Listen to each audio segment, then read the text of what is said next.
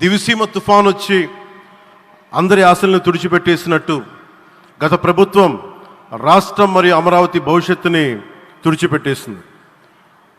అమరావతి అంటే పరదాలు, section 30, section 144 మాత్రమే గుర్తుకొచ్చేలా పనిచేశారు. నువ్వు ధర్మం కోసం నిలబడితే ధర్మం నువ్వు నిలబడేలా చేస్తుంది అనే విధంగా ఆ రోజున అమరావతి రైతులు, రాష్ట్ర ప్రజలు ఈ ధర్మ యుద్ధంలో విజయం సాధించారు. రైతులు ఇచ్చిన 11,000 ఎకరాల భూమిని త్యాగం చేసి వారి సంకల్పం 33,000 ఎకరాల భూమిని త్యాగం చేసి వారి సంకల్పం ఫలితంగా ఈ రోజున ఆంధ్రప్రదేశ్ రాజధాని ఆవిర్భవించింది. అమరావతి రాజధాని పనులు పునఃప్రారంభమవుతున్న ఈ శుభ సందర్భంలో ముందుగా రాజధాని నిర్మాణం కోసం స్వచ్ఛందంగా ముందుకొచ్చి తమ భూముల్ని, పొలాల్ని ప్రభుత్వానికి ఇచ్చిన అమరావతి ప్రాంత రైతులకు, మీ త్యాగానికి గత 5 ఏళ్లుగా మీరు చేసిన పోరాటానికి శిరస్సు వంచి మీకు ధన్యవాదాలు తెలియజేస్తున్నాం.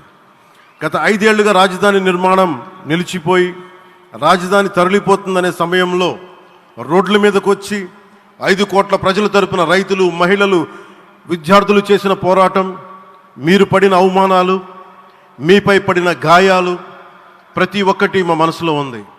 ఆ రోజున దివ్యాంగులను కూడా లాఠీ దెబ్బలు నా గుండెలు ఇంకా సజీవంగా ఉన్నాయి. ఆ బాధ మేము మర్చిపోలేదు, ఎవరిని మర్చిపోనివ్వలేదు. అందుకని దానికి సజీవ సాక్షి ఈ రోజున తిరిగి పునఃప్రారంభానికి గౌరవ ప్రధానమంత్రి గారు రాక, ఆ రోజున మహిళలు, విద్యార్థులు చేసిన పోరాటం, మీరు పడిన అవమానాలు, మీపై పడ్డ గాయాలు ప్రతి ఒక్కటి మనసులో ఉంది.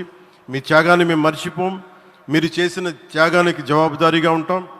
బాధ్యతగా అమరావతి నిర్మాణం జరిగేలా సాయశక్తుల ఈ కూటమి ప్రభుత్వం కృషి చేస్తుంది.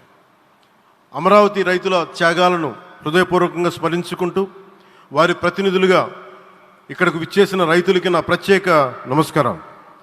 ఈ పోరాటంలో వారికి ప్రతినిధులుగా సన్మానం అందుకుంటున్న మహిళా రైతులు పాత్ర, ప్రత్యేకించి అమరావతి మహిళా రైతుల పాత్ర చాలా అభినందనీయం. మీరు ఎంత నలిగారు, మీరు ఎంత రోడ్ల మీదకి వచ్చారు.